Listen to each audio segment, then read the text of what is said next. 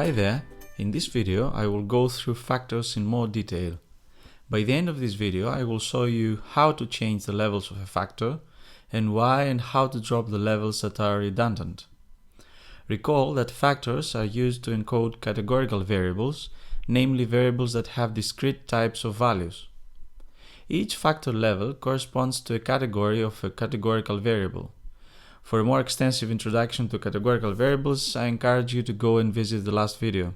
I also include the link to that video on the screen card in the end of this video. So let's go ahead and create the factor used in the last video again with the factor function. This time I store the result to a variable called recorded_gender.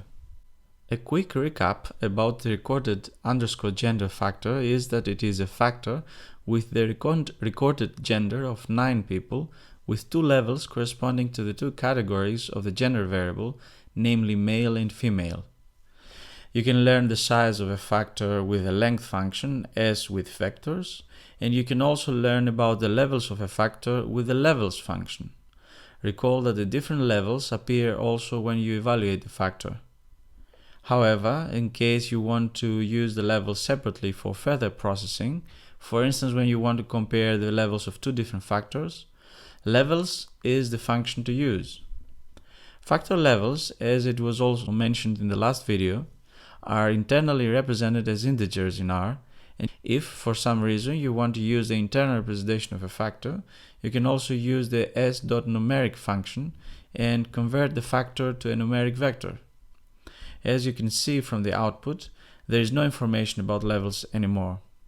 Let's see now how you can change the levels of a factor. Say that you would like to change the orthography of the levels from lowercase to uppercase. You can do that by changing the levels attribute of the factor. An attribute of an object is a feature that is defined specifically for that type of object. A factor has an attribute called levels, and this can be changed with the levels function that you just saw. In other words, the levels function is used for either displaying or changing the feature levels of any factor. Let's take a different scenario where you delete some of the data within a factor and there is no entry for one of the levels. Let's create a new factor now to test this scenario. I create here a factor with 60 entries with the tags of transitive verbs within a text. Tags are labels assigned on words that provide more information about the tagged word. In our case, these tags supposedly signify annotations on transitive verbs of a text, and more specifically to some of the subcategories of the transitive verbs, as these subcategories are defined by the annotation team of the Oxford English corpus. The tags that you see here are part of the Oxford English Corpus Part of Speech tag set developed by Oxford University Press. So you can see what these tags represent here. There are a couple of interesting things to comment on the way I created this factor. The inner function called sample returns a simple random sample of size 60 from the bag of the 7 possible tags describing transitive verbs. The sampling has been done with replacement, meaning that in each draw, the randomly selected tag will be put back in the bag and will be available for the next draw.